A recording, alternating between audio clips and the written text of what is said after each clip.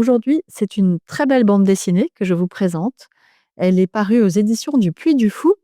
C'est une histoire, celle de Jacques, Vic et Otto, leurs aventures en route vers la liberté.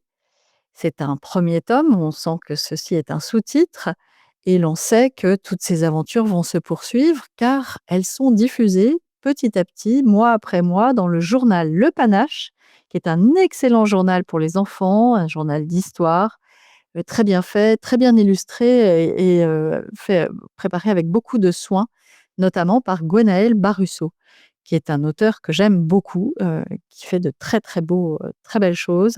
Gwenaël Barusso, ici, raconte les histoires de Jacques, Vic et Otto. Jacques, petit garçon, Vic, jeune fille un tout petit peu plus grande, et Otto, un chien, le chien d'un colonel allemand qui s'attache à leurs pas.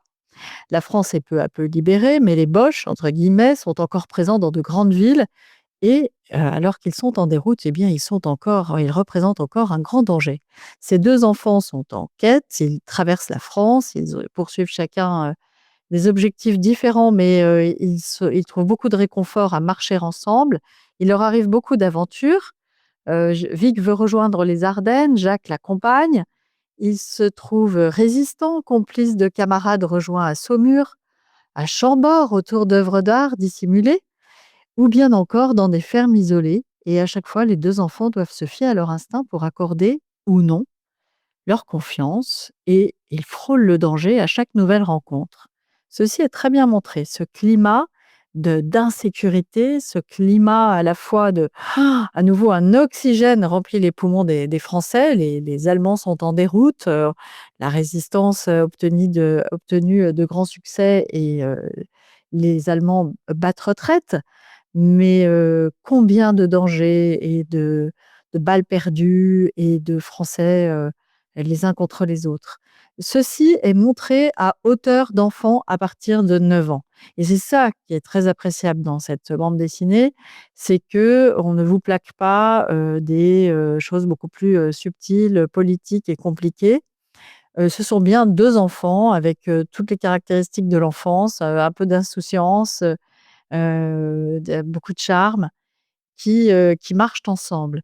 C'est, très agréable à lire, très agréable à regarder.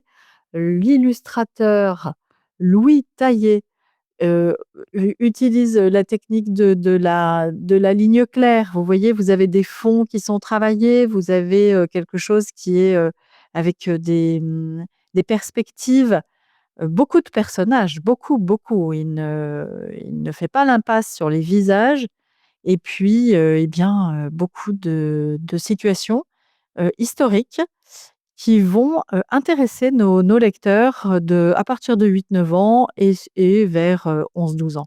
Voilà, c'est une bande dessinée qui fera plaisir à toute la famille, vous vous en doutez. Elle est de très belle qualité, il y a, des pages de garde qui sont illustrées, un beau format, un beau papier et tout cela est imprimé en France, il faut le souligner, pour un prix de 13 €, ce qui est très raisonnable et on nous dit en quatrième de couverture, une épopée pleine de découvertes, d'amitié et de rebondissements vers la liberté.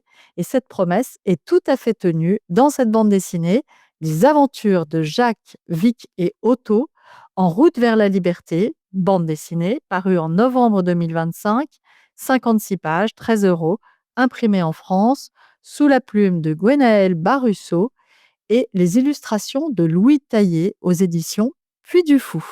Et je vous dis à la semaine prochaine.